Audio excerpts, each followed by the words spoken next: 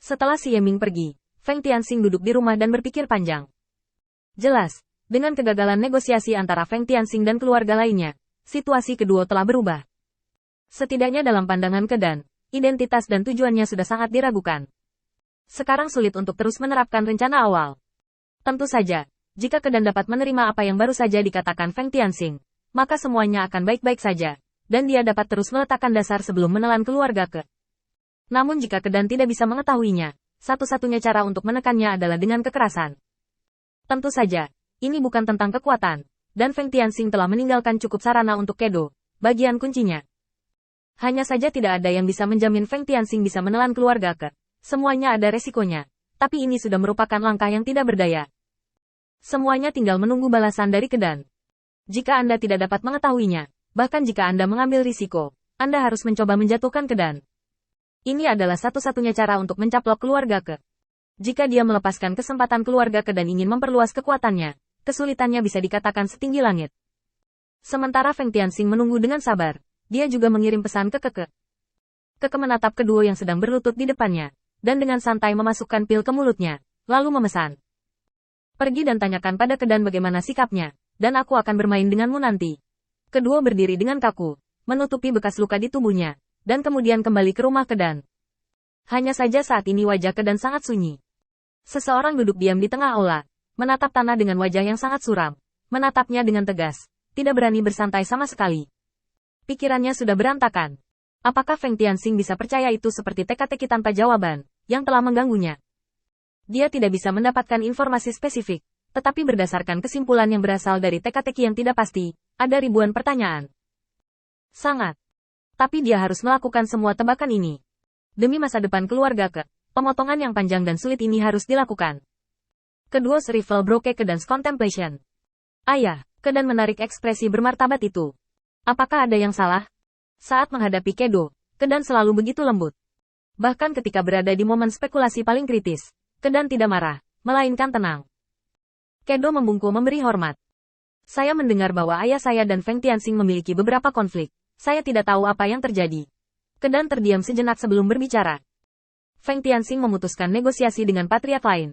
Saya curiga dia sengaja melakukannya. Meskipun dia memberikan alasan yang relatif kuat, langkah ini tetap membuat keluarga Ke kami terbakar. HMPH, jika bukan karena kamu pada waktu itu, aku tidak akan bertaruh seperti itu dengan Feng Tianxing. Sekarang keluarga Keku terbakar, dalam dilema. Kedo menundukkan kepalanya sedikit bersalah. Tidak benar ayah adalah anak perempuan. Saat itu, saya terkesima dengan perselingkuhan itu. Kedan terkejut dengan kata-kata ini, dan dia menatap kedua. Mengapa kamu mengatakan itu? Lagi pula, Feng Tianxing juga seseorang yang kamu hargai, dan dia penuh dengan bakat dan kekuatan. Sebelum hari ini, bukanlah kesalahan untuk memilihnya. Hanya saja aku tidak berharap Feng Tianxing memiliki ambisi yang begitu besar, dan begitu mengabaikan kekuatannya sendiri. Di hadapan begitu banyak iblis, dia masih berani mengucapkan kata-kata liar. Aku benar-benar tidak tahu apa yang dia pikirkan dan rencanakan. Aku hanya khawatir dia mengincar keluarga Ke kita. Menurut apa yang saya ketahui tentang Feng Tianxing, jika dia benar-benar memiliki tujuan, dari awal pertemuan Anda, itu sudah direncanakan olehnya. Dan penyembunyian yang disengaja juga merupakan bagian dari rencananya. Ini terlalu menakutkan. Kedan tidak menyembunyikan apapun dari putrinya, dan menceritakan apa yang paling dia khawatirkan. Kedua Kiat Li Lion Kedan Slap. Ayah, saya pikir tidak mungkin Feng Tianxing membuat rencana jangka panjang seperti itu. Anda pikir, saya mengenalnya sebelum invasi kehampaan. Tidak peduli seberapa kuat dia, apakah dia masih dapat menghitung situasi serangan kehampaan? Saya curiga dia mengambil satu langkah pada satu waktu. Sekarang situasi antara Void dan Demon Rache telah stabil. Feng Tianxing telah melihat latar belakang Void yang kuat, jadi dia sangat ingin berkembang. Jadi dia datang ke keluarga Ke kami. Di mata putriku, tindakannya hari ini lebih terlihat seperti dia memiliki beberapa ide dan ingin segera mengimplementasikannya. Putri Kaisar Iblis mungkin saja alasannya. Kedan sedikit terkejut. Apa yang dikatakan putrinya mungkin lebih mengejutkan lagi. Karena begitu Feng Tianxing adalah orang yang tidak memiliki tujuan dan memiliki ide ketika melihat manfaatnya, akan terlalu sulit untuk dihadapi. Tapi apa yang dia rencanakan terhadap keluarga kita? Kedan tidak pernah bisa memahami hal ini. Kekuatan Feng Tianxing yang ditunjukkan hari ini sudah cukup kuat, masuk akal untuk membutuhkan sumber daya kultivasi, dan mudah mendapatkannya dari keluarga Ke seperti dia. Tetapi sekarang jika dipikir-pikir, apa yang diminta Feng Tianxing tidak pernah terjadi. Sumber latihan tidak disertakan. Tapi berlindung di keluarga besar bukan untuk sumber daya, jadi untuk apa lagi? Mungkinkah dia menelan seluruh keluarga ke?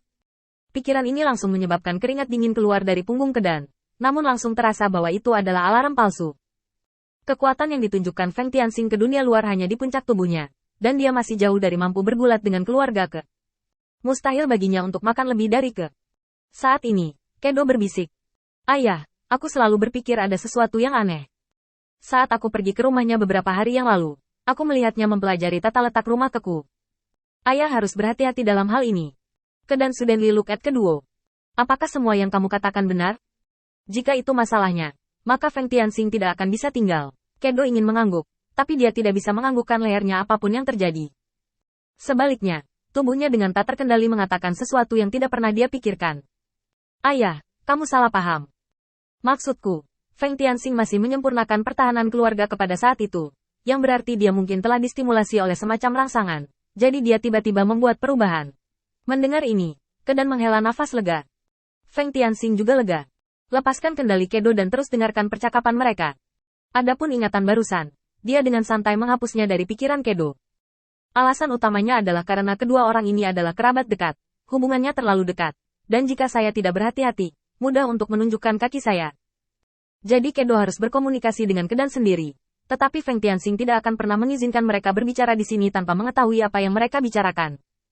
Setelah beberapa kali berdiskusi antara ayah dan anak tersebut, Kedan akhirnya menghadapi masalah yang sulit. Di bawah kendali Feng Tianxing, kedua tidak dapat memberitahu Kedan kebenaran tentang situasinya.